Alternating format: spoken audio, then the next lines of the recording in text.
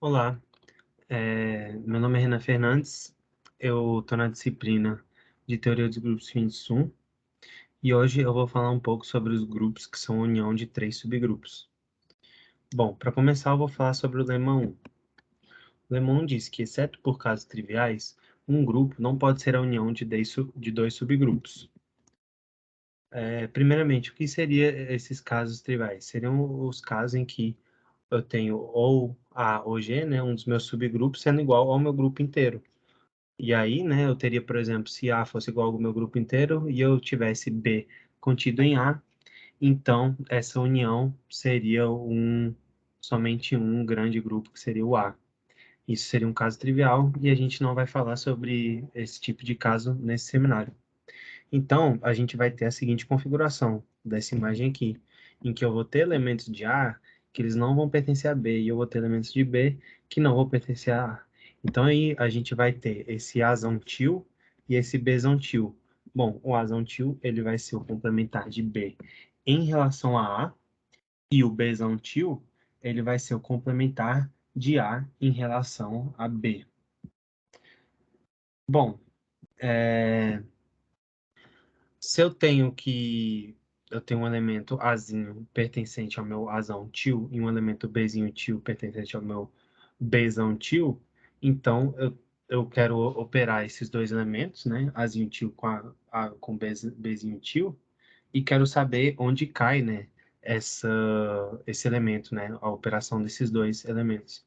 Bom, se a gente tivesse que o nosso grupo ele pudesse ser representado como essa união de dois subgrupos, a gente teria que esse elemento Azinho tio, Bzinho tio, ou ele está em A ou ele está em B, né? Então, supondo que ele está em A, isso implicaria que Bzinho tio pertenceria a A também. Mas o Bzinho tio é exatamente um elemento, né, pertencente ao meu Bzão tio, que vai ser um elemento, né, que ele não vai pertencer a A, porque foi nisso que a gente pegou o Bzão tio, né? Foi um corte aqui do meu subgrupo. Vai ser somente os elementos de B que não pertencem a A.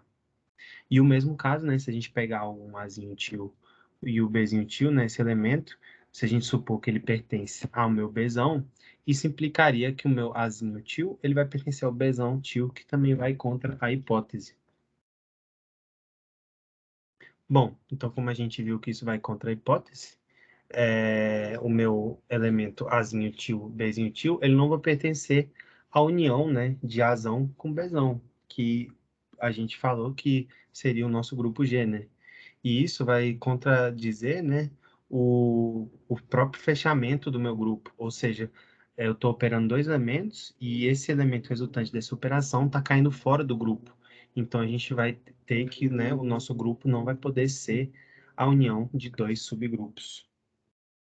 Bom, então a pergunta natural que a gente faz é: será que ele pode ser a união de três subgrupos?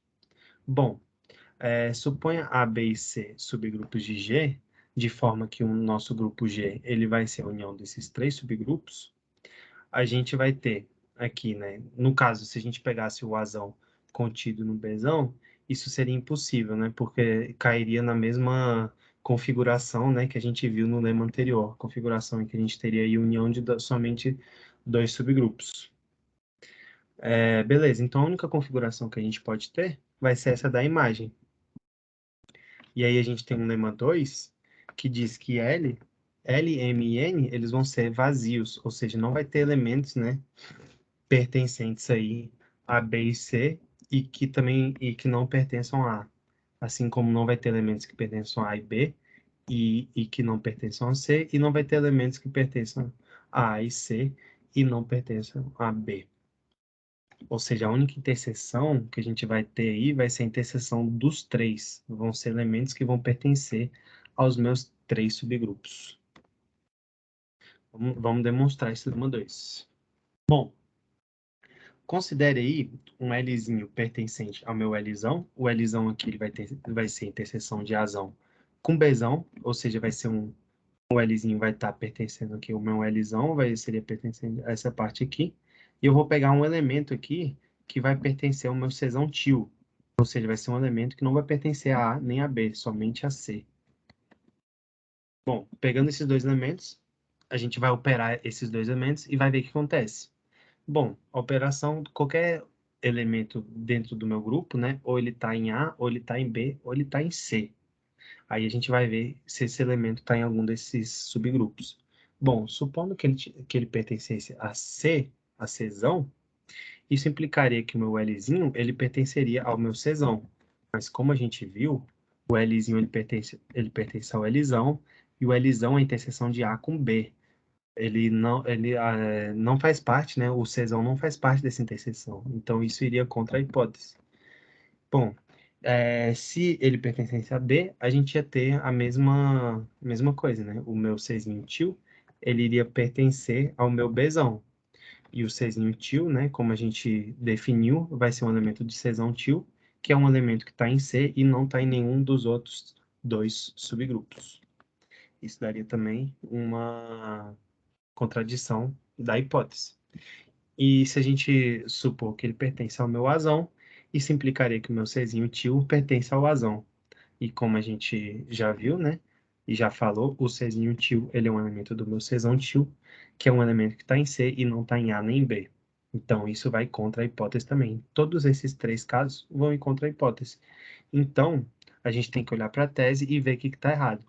Como a gente tinha definido o Czão tio sendo diferente de vazio, ou seja, a gente assumiu que tinham elementos que pertenciam a Czão e não pertenciam a A nem B, então o único erro que a gente teria da hipótese aqui seria que a gente teria um elemento do meu Lzão, do Lzão. Então, o que a gente pode concluir, através desses absurdos, que o nosso Lzão, ele é vazio, não vai ter nenhum elemento. Bom, e de maneira inteiramente análoga, a gente poderia fazer isso para o Mzão e para o Nzão e também concluir que os dois são iguais ao vazio, ou seja, que também não vai ter elementos pertencendo à interseção aí de somente dois subgrupos. Lema 3. Bom, o lema 3 diz que o meu Azão tio, o meu Bzão tio e o meu Czão tio, eles vão possuir os seus inversos. Ou seja, se eu pegar um elemento aí, um Azinho tio pertencendo ao meu Azão tio, a gente vai ter que o Azinho tio, o inverso desse elemento, também vai pertencer ao Azão tio. Como é que a gente vai demonstrar isso? Bom, o inverso, né, de qualquer elemento Azinho tio, aí a gente denotou como sendo Azinho tio elevado a menos 1, né? O inverso desse Azinho tio, ele vai pertencer ou a Azão tio ou a K. Por quê, né? Porque o meu Azinho tio, ele vai ser um elemento do meu, desculpa, o inverso do meu Azinho tio, ele vai ser um elemento, né, do meu subgrupo A. E o meu subgrupo A, né, ele é a união do Azão tio com o K. Então, ou ele pertence ao Azão tio, ou ele pertence a K. Bom, suponha que o inverso desse elemento, ele pertença ao meu casão, ou seja, a interseção dos meus três subgrupos. A gente pode falar aí, sem perda de nulidade, que ele é igual a um casinho pertencendo ao meu casão.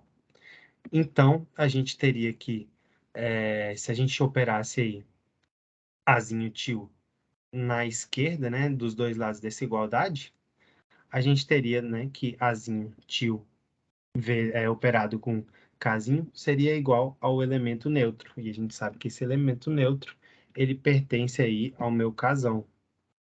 Bom, com isso, né, a gente teria que o nosso Azinho tio, ele também vai pertencer ao casão, porque se eu opero um elemento pertencente ao meu casão, isso vai dar igual a um elemento também pertencendo ao meu casão.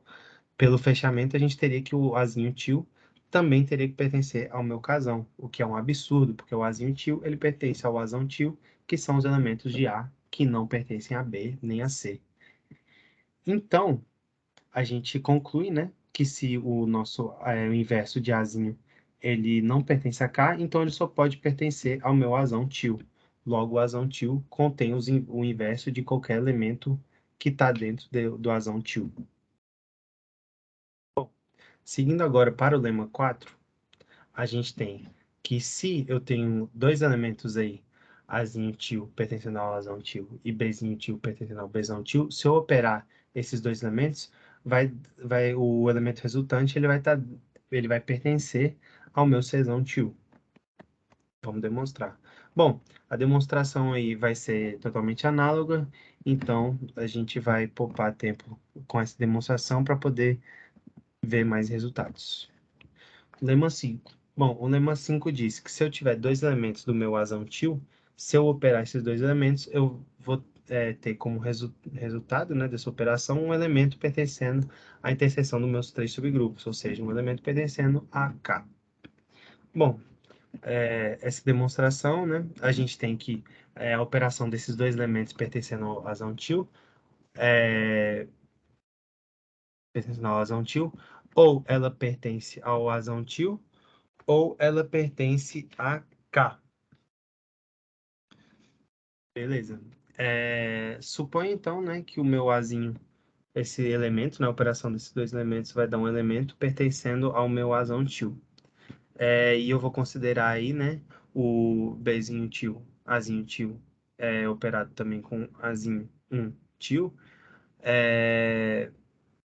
para algum Bzinho tio pertencendo ao meu Bzão tio. Então, pelo lema 4, né, que foi o lema que mostrou pra gente que a operação de um elemento de A de um elemento de A-til com um elemento de B-til vai dar um elemento de C-til, a gente pode usar esse lema 4 duas vezes para mostrar aqui, né, que se eu operar Bzinho-til com Azinho-til e operado também com Azinho-til, isso vai ser um elemento pertencendo a Bzão-til. Bom, como é que eu uso esse lema 4 duas vezes?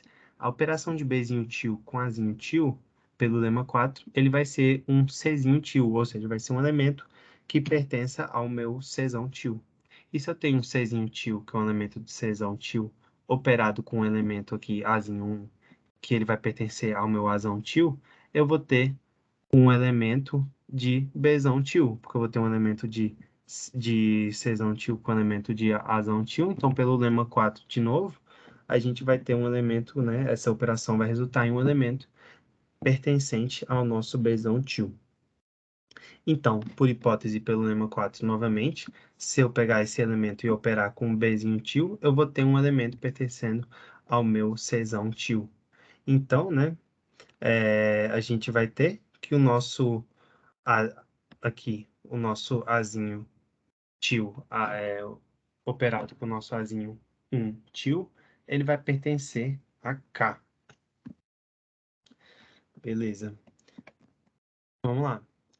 Dando prosseguimento, né? O lema C diz que o K, na interseção dos três subgrupos aí, de interseção de A, B e C, ele vai ser normal em G. Bom, eu acho melhor a gente fazer isso na mesa digitalizadora, para facilitar a visualização. Então, o que eu quero mostrar? Eu quero mostrar que se eu conjugar um elemento casinho pertencendo ao meu casão, a interseção, eu vou ter um elemento pertencendo a esse casão, né? Como resultado dessa operação. Então, eu vou conjugar aqui por um elemento azinho til pertencendo ao meu azão til.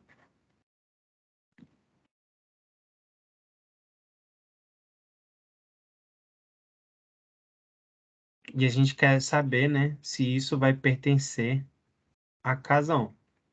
Bom, vamos verificar isso. Primeiro, eu quero saber o que dá a operação de casinho com azinho til. Bom, casinho com azinho til vai pertencer ou a B, ou a C, né? Betil, ou acetil, ou casinho azinho vai pertencer a casão, ou casinho azinho, azinho til, né? Vai pertencer a azão til. Por que ele vai pertencer a um desses quatro? Porque, né, o meu grupo inteiro ele vai ser a união do meu Azão til com o meu Bzão til com o meu Czão til com a interseção dos três.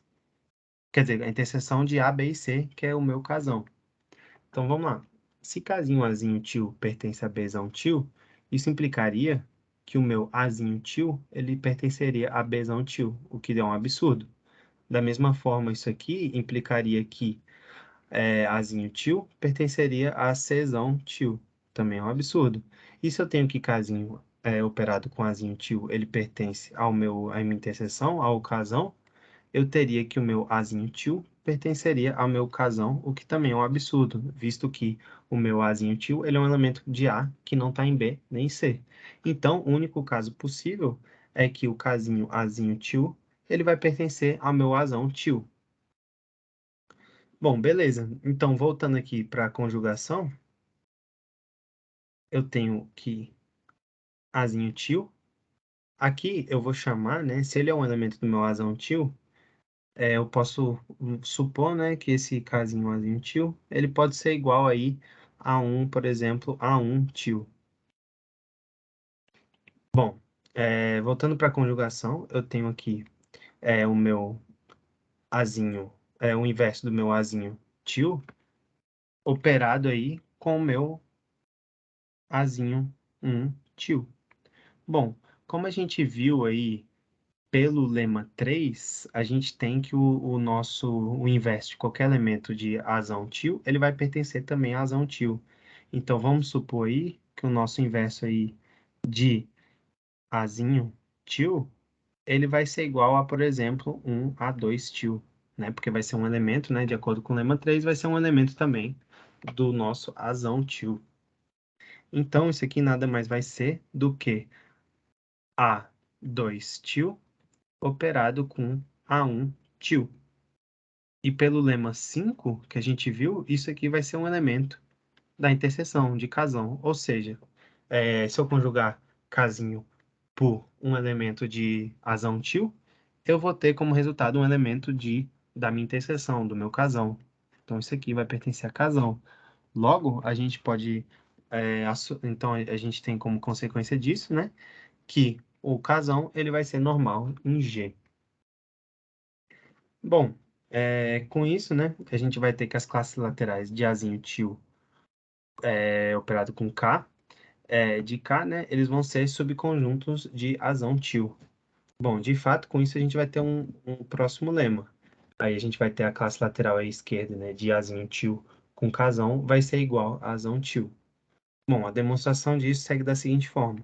Primeiro eu vou supor que a gente tem um elemento, né, A1 tio pertencente ao meu Azão tio, mas, né, aí a gente botou essa restrição, né, que o Azinho tio, ele não pertence à classe lateral, né, na verdade não foi a restrição, né, porque se ele pertence ao meu Azinho tio, né, a gente tem que ele não vai pertencer ao Azinho tio operado com casão. Bom, então, pelo lema 3 e 5, eu tenho que o inverso de Azinho tio operado com o A1 tio, ele vai ser igual a casinho. Beleza, casinho aí sendo um elemento do meu casão. Então, se eu operar na esquerda aí dos dois lados da igualdade, eu opero aí o meu Azinho 1, ou meu Azinho tio, eu vou ter que a operação de Azinho tio com o inverso de Azinho tio vai dar um elemento neutro aí pertencente a K. E aqui eu vou ter, né, o meu Azinho tio operado com K. Ou seja, né, logo, Azinho tio vai ser igual a tio operado com K. Para algum K, né, pertencente à minha interseção. Bom, segue desse resultado e do lema 4, só lembrando aqui, o lema 4 é o que diz que Azinho tio operado com Bzinho tio vai pertencer a Czão tio. A gente vai ter que o grupo, né, Gzão, cocentado com K, né, vai ser o grupo de Klein de ordem 4. Bom, agora a gente vai seguir para o seguinte teorema. Teorema 1. Ele diz que G vai ser a união não trivial de três grupos se e somente se G for homomorfo ao grupo, né, ao Klein de ordem 4. Agora a gente vai mostrar isso. Bom, vamos então para a demonstração. Primeiramente, né, eu vou lembrar que a ida desse teorema a gente já provou com os lemas anteriores, ou seja, a gente já mostrou que se G é a união de três subgrupos, então G vai ser homomorfo ao Klein de ordem 4, e agora a gente quer mostrar a volta, ou seja, se G for isomorfo ao Klein de ordem 4, significa que G vai ser a união de três subgrupos. Então, vamos lá. Bom, seja K o núcleo do homomorfismo e de A, B e C etil, as classes laterais de K, considere A, aí vai ser a união do meu azão tio com o casão, que é o núcleo do homomorfismo. Bom, o azão ele vai ser fechado. Por quê? Porque se eu operar azão tio com azão tio, eu vou ter que isso aí vai ser igual a casão. Ou seja, se eu operar dois elementos aí, azinho tio e azinho 1 tio, pertencentes aí ao nosso azão tio, isso vai dar um elemento do casão. E, da mesma forma, se a gente operar o azão tio com o casão, isso aí vai ser igual ao azão tio. Ou seja, se a gente operar um elemento Azinho tio do nosso azão tio e um elemento com um elemento Kzinho do casão, e isso aí vai pertencer ao azão tio. Bom, isso tudo a gente tinha visto também nos lemas. O Azinho, ele vai pertencer ao azão, isso vai implicar que o inverso de Azinho também vai pertencer ao azão, uma vez que cada elemento em V vai possuir o seu inverso. E com isso a gente conclui a demonstração desse teorema. Agora, vamos dar uma olhada nos exemplos. Bom, primeiramente, né, a gente tem que, do teorema 1, que se G for finito, ele vai ter que ser de ordem 4m. Agora a gente vai mostrar alguns exemplos e a gente vai referir a decomposição de um grupo em 3 subgrupos e chamaremos aí um grupo que permite tal cobertura, né, tal decomposição, de 3 grupos. Beleza. Bom, o primeiro exemplo, né, fala que o próprio V, ele vai admitir tal cobertura. E aí a gente vai ter que o V vai ser elevado no C2 e C2. Agora o exemplo 2, a gente vai mostrar que vão existir 5 grupos de ordem 8, e aí desconsiderando o cíclico, né, de ordem 8, vai sobrar aí o C4 produto direto com C2, o produto direto C2 com C2 com C2, o D4, né, que ele vai ter ordem 4 vezes 2, 8, e o Q8, né, que vai ser o nosso grupo aí dos quaternios. Cada qual vai admitir aí a seguinte cobertura. Bom, o C4, produto direto com C2, vai admitir aí essa cobertura aí, né? Ele vai ser levado no C4, C4 e V. O C2, produto direto de C2 com produto direto de C2, ele vai para V, V e V. O D4 vai para C4, V e V. E os quaternios aí vão para C4, C4, C4. Essas vão ser aí as únicas coberturas possíveis de um grupo de ordem 8. Indo agora para o exemplo 3, a gente vai ter o grupo diedral D2M, né, de ordem 4M, que ele vai ser definido aí pelo seguinte, a gente vai ter aí o A, ele vai ter ordem 2M, o B vai ter ordem 2 e o AB vai ter ordem 2 também. Bom, ele vai admitir uma cobertura para todo M, e o subgrupo K, onde K vai ser igual a E ao quadrado até A elevado a 2 vezes E menos 1, ele vai ser normal. E o grupo quociente aí, D, 2M, D índice 2M com K, ele vai ser igual ao V. Então, a cobertura aí que o D2M vai ter, vai ser essa seguinte aí, D2M vai para C, 2M, DM e DM. Beleza. Bom, o exemplo 4 aí, ele vai ser o produto direto C2 com D4. E esse produto direto vai possuir duas coberturas distintas. Bom, a primeira cobertura vai ser o C2, produto direto D4, indo para C4, produto direto C2, D4 e D4. E o C2, produto direto D4, indo para C4, produto direto C2, C2, produto direto C2, produto direto C2, com I C2, produto direto C2, produto direto C2. Então a gente vai ter essas duas coberturas aí, por produto direto C2 com D4. Ok, exemplo 5. O exemplo 5, ele vai levar os quaternios aí para o C4, C4, C4. Ele vai ser da forma G, indo para a cobertura aí de alfa, alfa, alfa. O D6 indo para o C6, S3, S3. ele vai ser da forma, né, de G indo para alfa, π, π, e o S3 produto direto com V, que vai dar para D6, D6, D6, vai ser da forma G indo para π, π, π. Bom, a gente vai resumir todos esses exemplos aí no seguinte teorema. Cada cobertura de um 3 grupos é de uma das formas alfa, alfa, alfa, alfa, π, π ou π, π, π. E se um 3 grupo G ele for abeliano, então seu centro vai ser igual a G. E no caso de não abelianos, né, 3 grupos, temos os seguintes resultados. Aí tem o teorema 3, que diz que um 3 grupo não abeliano ele vai possuir uma cobertura abeliana, isto é, o G vai para alfa, alfa, alfa, se somente se o centro de G for K. E a gente tem também o teorema 4, que diz que se G admite uma cobertura A, B e C do tipo alfa, π, π, então o centro Z de G está contido em A. Bom, esse teorema aqui a gente vai demonstrar. Primeiro, suponha B tio Z pertencente ao meu Bzão tio interseção com Zzão. Para cada Bzinho tio pertencente ao meu Bzão tio, existe um Kzinho pertencente a K, tal que Bzinho tio seja igual, né, a Bzinho tio Z operado com K. Bom, segue que os elementos de Bzão tio e K comutam e que B é comutativo, né?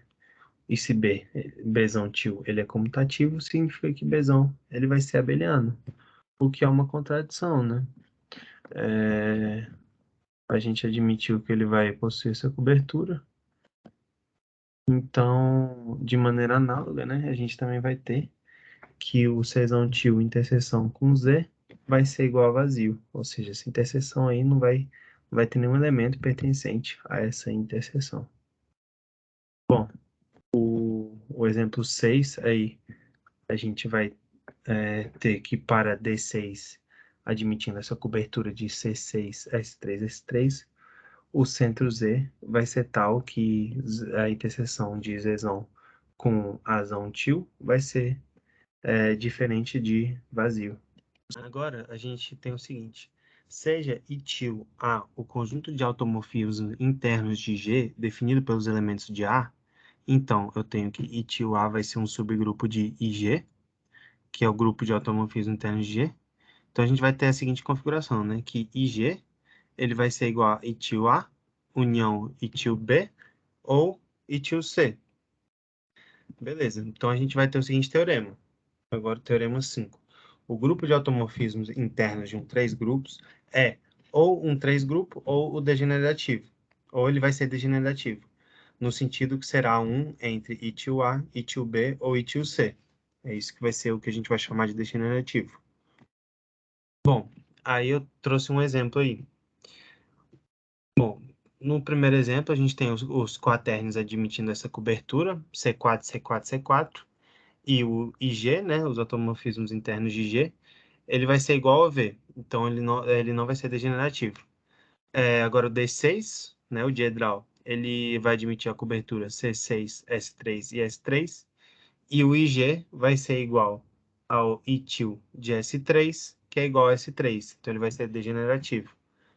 A gente tem também aí o produto direto de C2 com D4, que ele vai admitir essa cobertura, C4 produto direto com C2, D4 e D4, e os automorfismos internos de G, ele vai ser igual ao ITIL de D4, que é igual a V, então ele vai ser degenerativo. E aí, por fim, a gente tem o produto direto de C2 com D4, e ele vai admitir essa cobertura, C4 produto direto de C2, C2 produto direto de C2, produto direto de C2, e C2 produto direto de C2, produto direto de C2. Ou seja, os automorfismos internos de G vão ser igual a V, então ele vai ser não degenerativo. Ok. Bom, para uma cobertura abeliana de um 3 grupos G não abeliano, segue do teorema 1 em 3 que o grupo de automorfismos internos de G ele vai ser igual a essa classe lateral de G com Z. Isso vai ser igual a V. Logo, a gente tem o seguinte teorema. E aí vai ser o último teorema aí da nossa apresentação. É o teorema 6. Não, vai ser o penúltimo teorema da apresentação. Agora o teorema 6. Um 3-grupo não abeliano, ele tem uma cobertura abeliana se e somente se o grupo de automorfismos internos é o Klein de ordem 4. Beleza. Finalmente, a gente vai considerar aí agora a relação entre a estrutura de 3 grupos e a degeneração do grupo de automorfismos internos de G, e vai enunciar aí nosso último teorema. O teorema diz o seguinte: o grupo de automorfismos interno de 3 grupos, ele vai ser degenerativo se e somente se o centro contém elementos diferentes dos elementos de K. Bom, essa foi a referência que eu utilizei para realizar esse seminário, e por hoje é só. Obrigado.